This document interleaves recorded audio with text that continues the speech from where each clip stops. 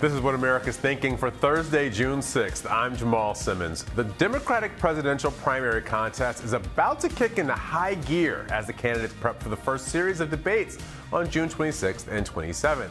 But a presidential primary race is more like a marathon than a sprint, and ultimately, it's the candidates with the most goodwill from voters who are likely to have the most staying power. That's where we start.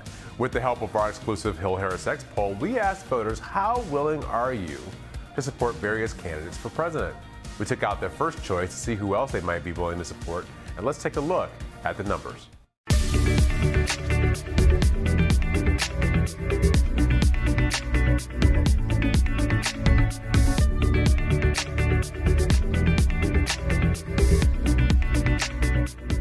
We'll start with frontrunner Joe Biden. 50% of all voters say they are somewhat or willing to support the former vice president.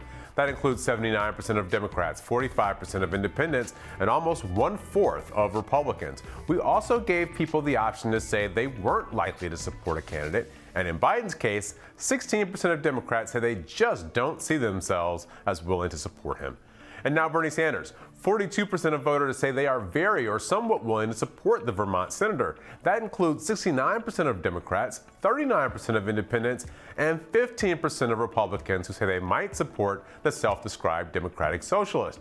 On the flip side, we found 27% of Democrats are unlikely to support Bernie. He had the highest negative Democratic number of any of the primary candidates. We asked about several other Democratic candidates, and as you might expect, they were much less well-known than Sanders or Biden. 28% of voters said they could see themselves supporting Mayor Pete Buttigieg. That includes 46% of Democrats, 26% of independents, and 11% of Republicans. 33% of Democratic voters said they didn't even know Buttigieg, while 21% said they were unlikely to support him. California Senator Kamala Harris, she had 30% of voters willing to support her, including 54% of Democrats, 22% of Indies, and 12% of GOP voters. 26% of Democrats said they didn't know her, while 20% said they were unlikely to support the California senator. And finally, we asked about Beto O'Rourke. 30% of voters said they could see themselves backing the former Texas representative, including 52% of Democrats, 24% of independents, and 11% of Republicans.